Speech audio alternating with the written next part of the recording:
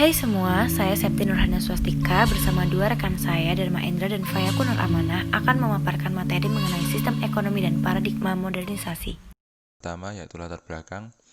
Teori modernisasi lahir paling tidak menurut tokoh-tokoh Amerika Serikat itu sebagai produk sejarah 3 peristiwa penting di dunia setelah masa Perang Dunia Kedua. Yang pertama, munculnya Amerika Serikat sebagai kekuatan dominan di dunia. Lalu yang kedua, pada saat hampir bersamaan terjadi perluasan gerakan komunis sedunia. Lalu yang terakhir, yang ketiga, lahirnya negara-negara merdeka baru di Asia, Afrika, dan Amerika Latin yang sebelumnya merupakan daerah jajah negara-negara di Eropa. Lalu yang slide kedua, pewarisan pemikiran struktural fungsionalisme ke dalam teori modernisasi disebabkan oleh kenyataan bahwa sebagian besar pendukung utama teori modernisasi lebih banyak terdidik dalam alam pemikiran struktural fungsionalisme. Selain itu, pola pikir teori evolusi juga turut mendukung teori modernisasi. Untuk yang pertama, teori fungsionalisme, masyarakat itu dipelajari seperti tubuh manusia. Penjelasannya yang pertama memiliki bagian yang saling berhubungan satu sama lain. Oleh karena itu, masyarakat menurut Parsons juga mempunyai berbagai kelembagaan yang saling terkait dan tergantung satu sama lain. Lalu yang kedua, karena setiap bagian tubuh manusia itu memiliki fungsi yang jelas dan khas, maka demikian pula setiap bentuk kelembagaan dalam masyarakat. Masyarakat bukanlah sesuatu yang statis tetapi dinamis, sekalipun perubahan itu amat teratur dan selalu menuju pada keseimbangan baru. Lalu yang kedua ada teori evolusi, menganggap bahwa perubahan sosial merupakan gerakan searah seperti garis lurus. Masyarakat itu berkembang dari masyarakat primitif menuju masyarakat yang maju. Teori evolusi membaurkan antara pandangan subjektifnya tentang nilai dan tujuan akhir perubahan sosial. Oleh karena itu, masyarakat modern merupakan bentuk masyarakat yang dicita-citakan. Lalu ada analisis Rostow didasarkan pada keyakinan bahwa pertumbuhan ekonomi tercipta sebagai akibat dari timbulnya perubahan yang fundamental, bukan saja dalam corak kegiatan ekonomi, tapi juga dalam kehidupan politik dan hubungan sosial dalam satu masyarakat. Dan menurut Rostow ini, pembangunan ekonomi berarti pula suatu proses yang menyebabkan yang pertama, perubahan orientasi organisasi ekonomi, politik, dan sosial. Lalu yang kedua, perubahan pandangan masyarakat mengenai jumlah anak dalam keluarga. Lalu yang ketiga, perubahan dalam kegiatan penanaman modal masyarakat. Yang keempat, ada perubahan sikap masyarakat dalam menentukan kedudukan seorang dalam masyarakat. Lalu yang terakhir, yang kelima, perubahan dalam pandangan masyarakat. Selanjutnya, kami akan membahas mengenai tahap-tahap pertumbuhan ekonomi. Nah, menurut Rostow ada 5 tahap pertumbuhan ekonomi. Yang pertama, tahap masyarakat tradisional. Yang kedua, tahap prasyarat untuk lepas landas. Yang ketiga, tahap lepas landas. Yang keempat, tahap gerakan ke arah kedewasaan. Dan yang terakhir adalah tahap masa konsumsi tinggi. Selanjutnya, kami akan membedah satu persatu dari kelima tahap tersebut. Dimulai dari tahap yang pertama adalah tahap masyarakat tradisional. Tahap ini adalah tahap di mana masyarakatnya masih menggunakan cara berproduksi yang relatif primitif. Selain itu, cara hidup masyarakatnya pun masih sangat dipengaruhi oleh nilai-nilai yang dicetuskan oleh cara pemikiran yang kurang rasional.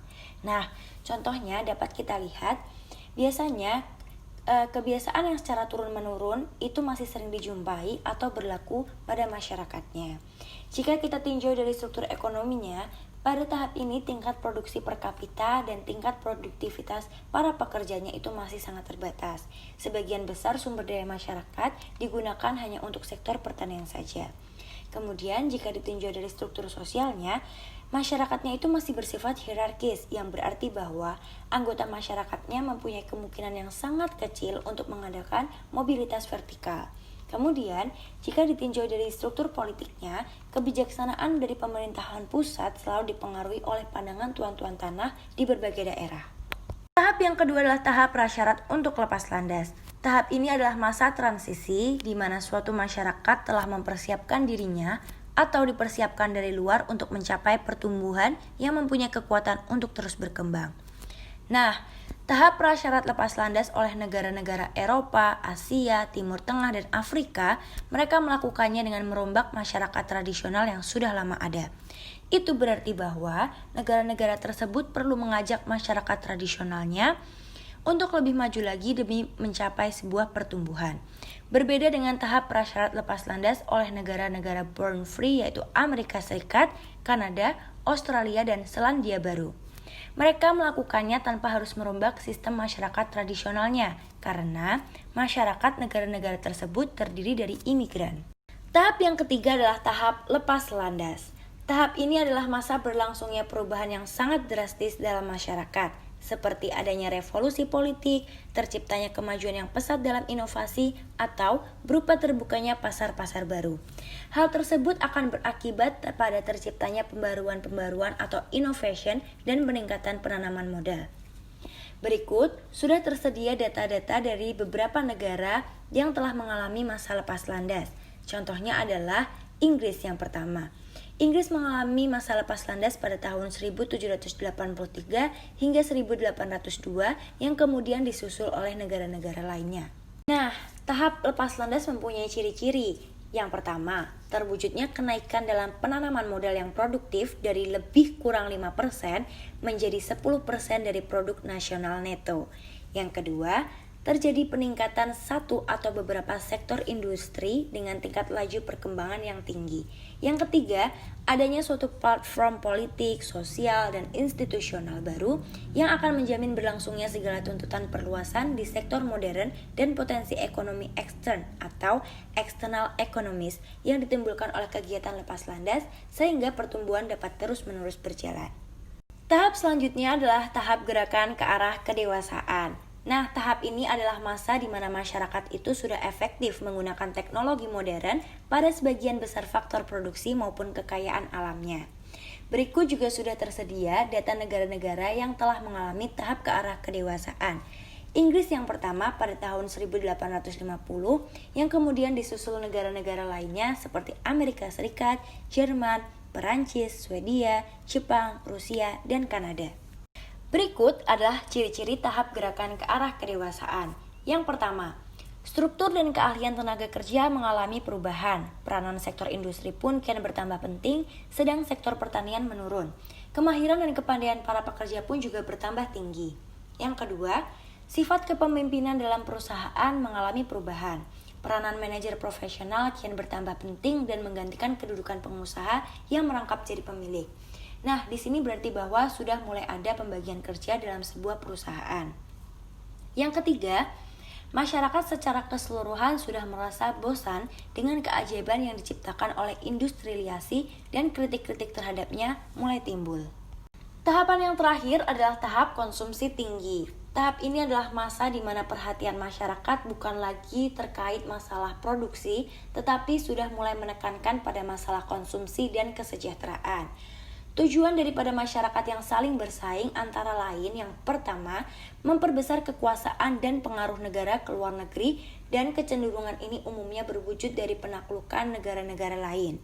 Yang kedua, menciptakan welfare state atau kemakmuran yang lebih merata bagi penduduknya dengan cara mengusahakan terciptanya pembagian pendapatan yang lebih merata melalui sistem perpajakan progresif.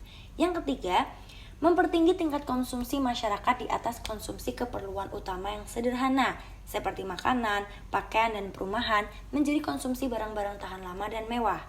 Pada intinya, hal ini berarti konsumsi masyarakat bukan lagi hanya sebatas konsumsi primer, melainkan sudah mulai memasuki konsumsi sekunder maupun tersier.